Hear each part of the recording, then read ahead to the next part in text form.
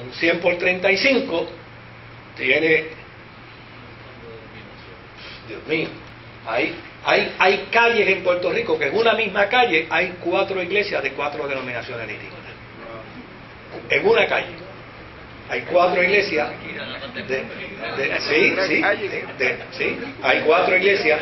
Ahora, ese cisma, obviamente, ese cisma no solamente se dio dentro de los protestantes, se dio también dentro del catolicismo. Por ejemplo, esa región del oeste que fue invadida y comprada, adquirida, como usted le quiera llamar, por los norteamericanos, en el 1861, el sacerdote mexicano llamado Ramón Lozano fundó una iglesia, siendo un sacerdote separada de la iglesia católica, que le llamó la iglesia mexicana. Iglesia mexicana. Y no es con una liturgia católica, pero no era católica apostólica romana, era iglesia católica mexicana. Luego otro sacerdote llamado Aguilar Bermúdez también fundó otro movimiento de otra iglesia católica, pero mexicana. Desde luego, el gran presidente de la nación mexicana, Benito Juárez, quien no quería saber de los españoles, y que no simpatizaba con la iglesia católica apostólica romana, llana y sencillamente dio su endoso y su apoyo a estos dos movimientos visitando estas iglesias. Los domingos el presidente de la nación mexicana iba a la iglesia mexicana a disfrutar de la misa, y no iba a la catedral mexicana a disfrutar de la misa. Y desde luego lo hacía con todo el peso intencional, es decir, ustedes cuentan con mi aval y cuentan con mi apoyo moral. Claro, los católicos entonces buscaron a un famoso dominico que había en México llamado Manuel Aguas, y dijo: este es el gallito que necesitamos en México para contrarrestar a estos católicos que están saliendo y están montando sus propias iglesias independientes a nosotros. Pero algo sucedió con Manuel Aguas, que unos días después el proyecto se hizo sal y agua y llana y sencillamente se unió a Aguilar y se unió a Ramón Lozano. De hecho, es que había un proceso nacionalista. O sea, mire, de hecho nosotros tenemos en esta iglesia miembros, hermanos que son mexicanos, pero no vamos a decir nada que no sea malo, ¿verdad? O sea, si hay alguien que tiene un apego nacional a su idiosincrasia, es el mexicano. El mexicano es mexicano y punto. Hablando inglés, es mexicano. Bien macho. Sí, sí. No. Entonces, es interesante. Acuérdense que este es el estudio bíblico de los martes, pero es la escuela de la alegría, ¿no? Eso hemos notado nosotros aquí en el boxeo. Sí. Vienen a pelear por... Dice, yo vengo aquí por México, no vengo por mí. No. Se llaman guerreros mexicanos. Mexicanos, sí. Sí. Es interesante que los puertorriqueños tienen en su forja más, han ganado más que ellos en pelea, ¿no? Pero ese era un elemento, ¿no? El nacionalismo mexicano. Y por el otro lado, el que obviamente ese discurso de Iglesia Católica Apostólica Romana chocaba con ellos. Decían, pero ¿y por qué romana? ¿Por qué no puede ser mexicana? Ahora, fíjense qué interesante. Cuando estos movimientos empiezan a formarse, no tienen ayuda, no tienen apoyo. Y el país más cerca, Estados Unidos. Entonces, obviamente, se identifican con algún movimiento religioso en Estados Unidos que sea parecido a ellos y a su liturgia. Y los episcopales, en cierta medida, tienen una liturgia muy parecida a la liturgia católica, a pesar de que son protestantes. Entonces, le piden ayuda a los episcopales norteamericanos y los episcopales le dan la ayuda. Y finalmente se creó y se fundó en México la iglesia denominada Iglesia de Jesús.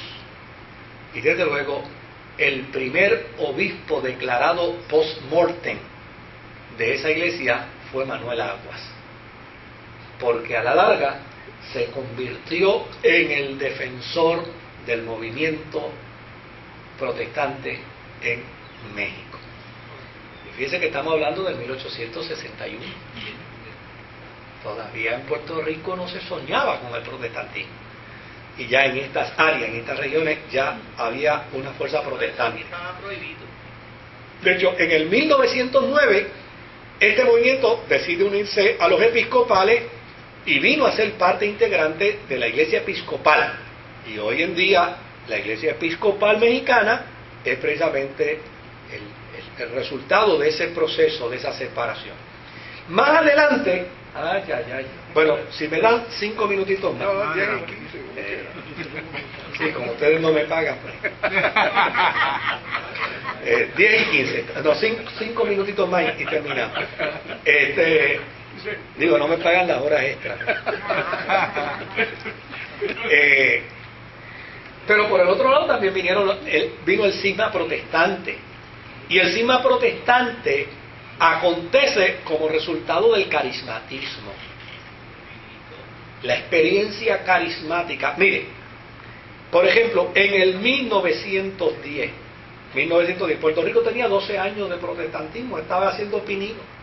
Es más, todavía el pentecostalismo llegó a Puerto Rico en el 16, en el 1916, todavía el pentecostalismo no había llegado a Puerto Rico. Y en Chile, la iglesia metodista chilena, que era enorme, que era fuerte, había abrazado el pentecostalismo. Yo tenía que ver aquella iglesia. Yo fui a Chile, a la iglesia metodista de Chile. Mire, a mí no me lo contaron, yo lo vi. La iglesia metodista de Chile, ese día, es una iglesia que acomoda miles de personas. Ese día tenía, no los conté, pero le pregunté a los líderes, ¿no? Porque me presentaron al pastor y conversé con él un ratito. Pero ese día tenía 500 músicos en el culto de adoración. Y yo miraba para allá y decía, era una nave como esto. Ni los mitas. No, que va. Una nave como esto, llena de músicos, de cuerda, de viento, todo. Es una iglesia enorme, una cosa enorme, descomunal. Bueno, imagínense que los buses se paran por decenas frente a esa iglesia a la hora de que el culto se acaba, porque la gente sale de allí a montarse en un bus para allá, y son decenas de buses que se paran del gobierno para transportar a la gente, porque es una cosa increíblemente enorme. Y desde luego, lo que es interesante es que la iglesia metodista en Chile se quedó metodista, pero la iglesia metodista carismática, eso se desarrolló y creció, que hoy en día en Chile es la iglesia protestante carismática más grande. Lo mismo sucedió en Brasil. En Brasil hubo fricciones entre los presbiterianos y los dirigentes nacionales, porque desde luego no podemos obviar que la estructura presbiteriana es una estructura jerárquica, donde el gobierno emana de la figura jerárquica. Y en este caso, pues desde luego, los nacionales sentían esa incomodidad de que aquí en nuestra tierra nos mandan otros de allá. Y esto creó fricciones y finalmente se dividió también en Brasil la iglesia presbiteriana. Y los movimientos fueron mucho más grandes. Así es que, un dato que es bien interesante es que empezaron a surgir divisiones de divisiones de divisiones de divisiones. Por ejemplo, el movimiento metodista en los Estados Unidos sufrió una experiencia de avivamiento, pero cuando sufrió la experiencia de avivamiento se dieron cuenta de unos fenómenos que dentro del avivamiento siempre han sucedido, y son los aparatos emocionales y los desaciertos dentro de esos fenómenos emocionales. Claro, cuando los metodistas se dan cuenta de eso, dicen, no, espérate, estos desatinos emocionales en el avivamiento nos crean un problema serio, y se cerraron.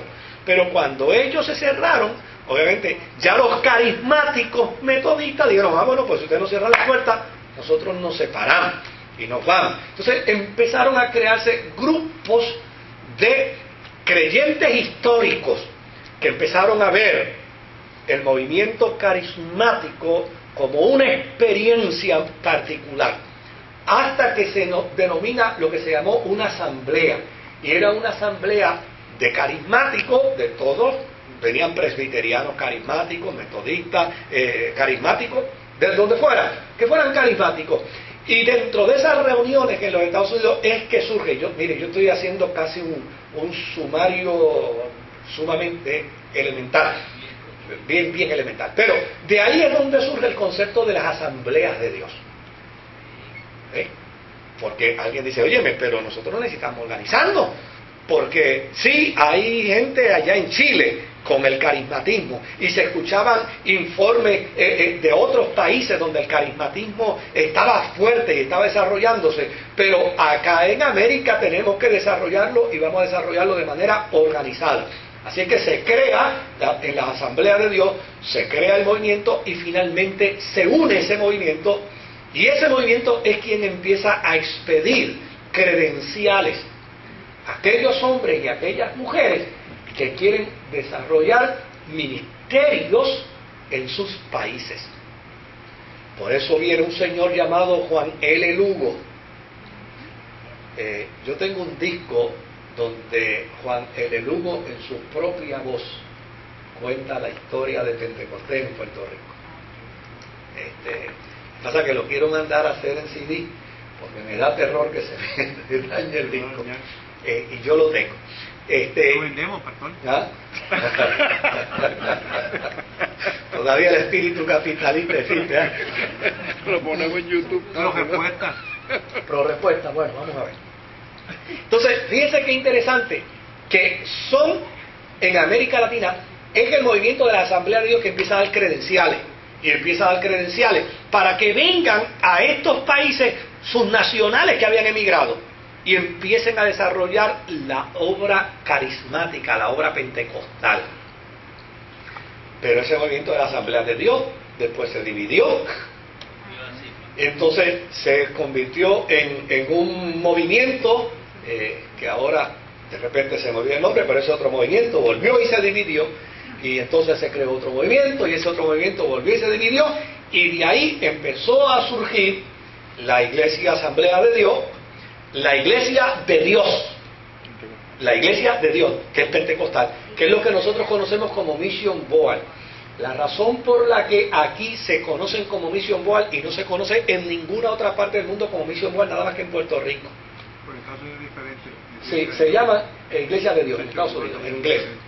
¿Sabe por qué en Puerto Rico no pueden llamarse Iglesia de Dios? Porque en Caguas hay una iglesia carismática.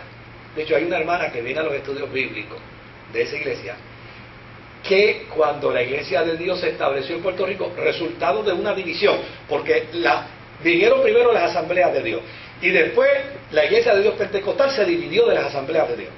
Entonces, después de la Iglesia de Dios pentecostal, se dividieron unos y se fueron con la Iglesia de Dios, que era otro movimiento pentecostal. Pero cuando se fueron a inscribir en el Departamento de Estado, esa iglesita independiente de Cagua, que se llama Iglesia de Dios, ya estaba inscrita. Y ellos fueron donde ellos a ver cómo podía negociarse la traslación, pero ellos le dijeron, no, así nos llamamos y así nos llamaremos.